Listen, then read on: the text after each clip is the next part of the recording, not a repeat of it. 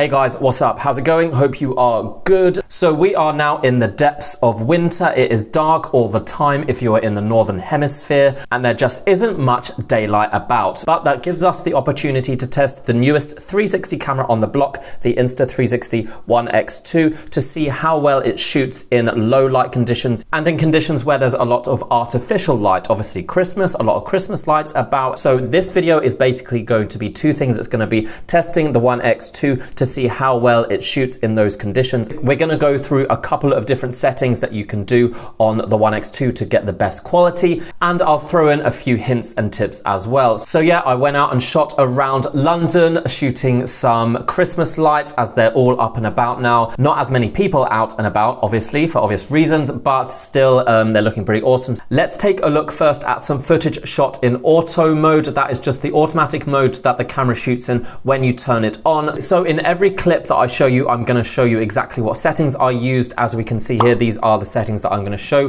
what mode it's in, what resolution the camera is in, what frame rate it's shooting in, the shutter speed, the ISO, and the white balance. Those are the things you really need to concern yourself with, and those are the settings that we are going to change. So in this first clip, I shot in automatic mode just to show you what the camera can do straight out of the box, straight out without having to adjust any settings. And as you can see, it's not quite as good as we can get it. The lights are really overexposed. This isn't really what we're trying to achieve here. We can do a lot better than this. Also, I will say the first tip I will give you when shooting in low light or shooting this kind of footage, well, actually any kind of footage, is to use a microfiber cloth to clean the lenses a lot. You need to bring one. You need to be cleaning those lenses every time your fingers go near the camera. Any kind of smudges on the lenses will really impact what those lights look like. It will create some kind of blurry, smudgy effect.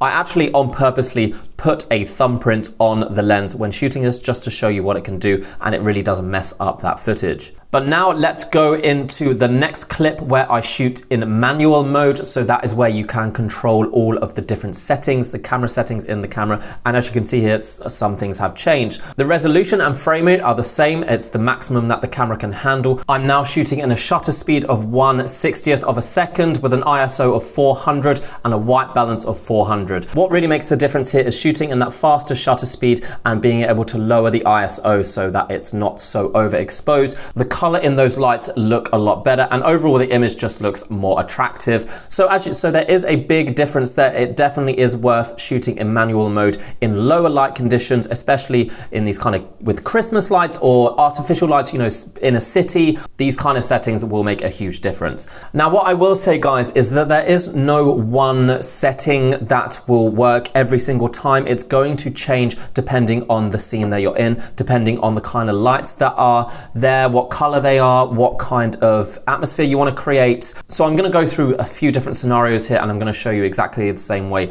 why I changed the settings to what they are. So we're still in this same scene here, and I want to go through the reasons why I chose these settings. As a general rule with all types of video, I mean, you don't have to do this, but a general rule is that the shutter speed should be twice the frame rate. So as we see here, the frame rate is 30 frames per second. So you put the shutter speed to 1/60th of a second. Now, when shooting in low light, you still, I mean, should try and maintain that. I think it is a general rule. However, if the scene is too bright, if there's too much artificial light, then we can deviate slightly. You want to keep the ISO as low as possible. The lower the ISO, the less noise there's going to be in your image, and obviously shooting in low light, there is probably going to be a lot of dark areas where noise can appear. I had to use a slightly higher ISO just to maintain the details, to make it actually visible to see what we're actually shooting. White balance is also really important. In this scene, I chose a neutral white balance because there was loads of different colors there, loads of different things, and I didn't want to impact it too much. But as we'll see later in this video, changing the white balance depending on the main color that you're shooting, the main color of the lights in the area, will have a big difference. So let's take a look here at another video shot in automatic mode, and actually this worked pretty well. I think it turned out pretty clear. This is in a very bright area of London where there's a lot of artificial lights, so the automatic mode doing a decent job here, I think. However, if we then go into another shot where I changed the manual settings, I do think this is slightly better. It makes the bright lights and the attractive lights stand out more. The contrast between them is more apparent. The only only difference between this manual setting and the last one is that I reduced the ISO to 200 because there was plenty of artificial light to light the scene without having to raise the ISO.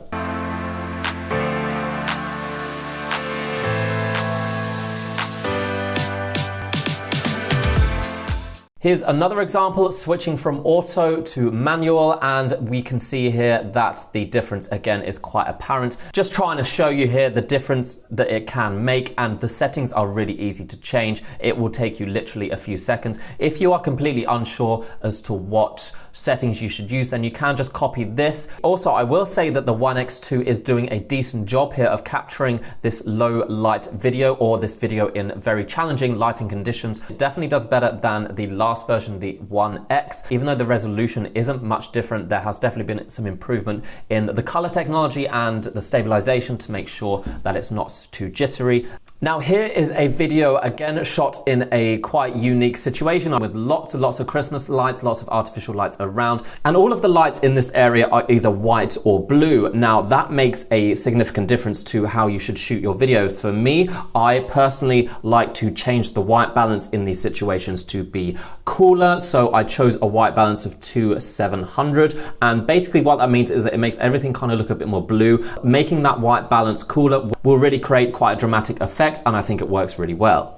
This clip is shot in exactly the same place, however I made some more adjustments in the manual settings. For the first time I changed the resolution to 4K, which allowed me to change the frame rate to 50 frames per second. The One X2 can only shoot 50 frames per second in the 4K resolution, and because I changed the frame rate, I also changed the shutter speed, which is now 1/100th of a second. It should help create a more smooth video. However, the downside is that we will lose some detail because we have lowered the resolution. So in this particular clip, I don't think it was really worth it. I think it was better just to keep the resolution high, mostly because I'm not moving in this clip. The camera is completely still. The only thing moving are the cars and the people around me. But if we move on to this next clip where I am walking with the camera, this is where shooting in that higher frame rate with the higher shutter speed really does make a difference. But if you walk around with a camera and there's a lot of low light, especially cameras like the One X2 or any kind of 360 camera, then you will notice the lights kind of vibrate when you hit the ground with your feet. If there's too much movement, then the lights will kind of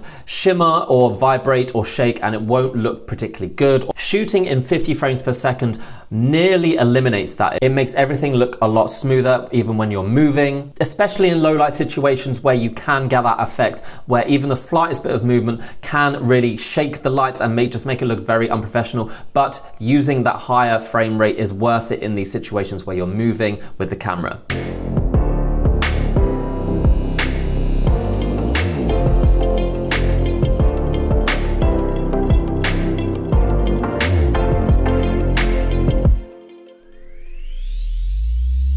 In this scene, I went back to shooting with the full resolution, highest 5.7K at 30 frames per second. Tried it out here to put a slightly faster shutter speed of 1/80th of a second just to see what happened. And to be honest, the results are fairly impressive. That really does help to increase that contrast between the very bright Christmas lights and the very dark sky and everything else around it. So I think you don't have to necessarily stick to that rule 100% of the time, especially if there are a lot of Christmas lights, artificial lights, bright lights. If you're in a big city and you really want to get that contrast right, then you can up that shutter speed to help you out.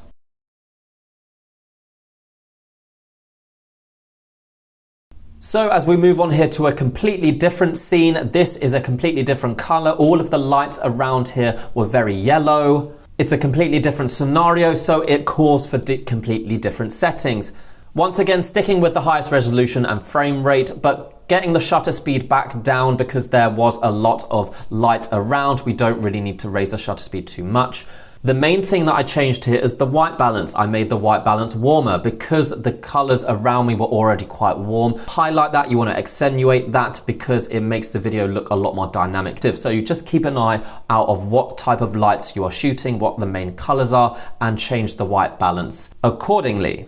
So in this final scene, I am kind of in an indoor place, but it's still surrounded by these artificial lights. It's not daylight. So this video does also apply if you're indoors and there's a lot of bright artificial lights around and you really want to reduce the overexposure. As you can see here, as we move between the automatic mode into the manual mode where I change the settings, the difference is again quite apparent, quite obvious, and I think makes the video look a lot better. The main thing we're trying to reduce here is overexposure, where bright lights just overpower the camera, overpower the scene. So we want to reduce those as much as possible while still maintaining detail and while not adding too much noise into the dark areas. So I think, guys, this is pretty much it. I've shown you all I can show you. That is a lot of different scenes. And hopefully those settings will help you out. It really isn't particularly difficult if you do want to go out and shoot the Christmas lights in your town or city, or if you're shooting indoors and there's lots of different artificial lights around,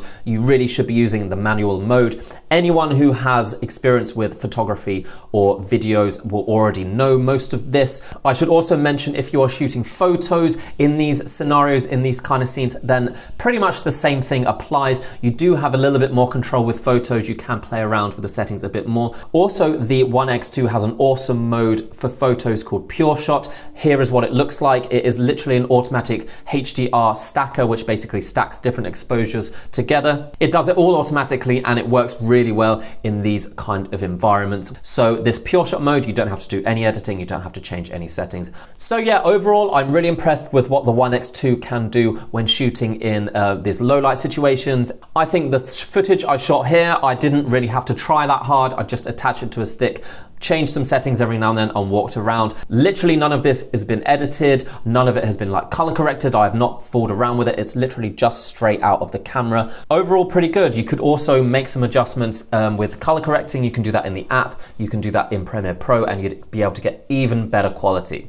So yeah, the One X2, it seems to be pretty good at shooting in low light. It's definitely not professional quality, but for Instagram, Facebook, YouTube, it is going to do you pretty well. It's definitely an improvement on the last version, which did feature some lower quality. So that's it, guys. I hope you have found that useful. Let me know what you think. Did you like the footage? Do you have any hints and tips for shooting in low light? Comment below if you have any questions and I will try and answer them. The One X2 is available now. If you want to buy it, check out the link in my description. I do get a little commission every time you buy it from that link, but it doesn't cost you anything else and it helps me to run this channel, so I would be super grateful if you did. Subscribe if you want to see more videos from the One X2 and all the other 360 cameras that I have. I'll definitely be bringing you some in the next few months. We'll hopefully be able to go abroad soon once the pandemic dies down a bit, hopefully over the next year, and should be able to shoot a lot more interesting stuff. So yeah, subscribe if you're into that. But until next time, guys, been a pleasure speaking to you. Stay safe and stay healthy. I will see you next time. Bye.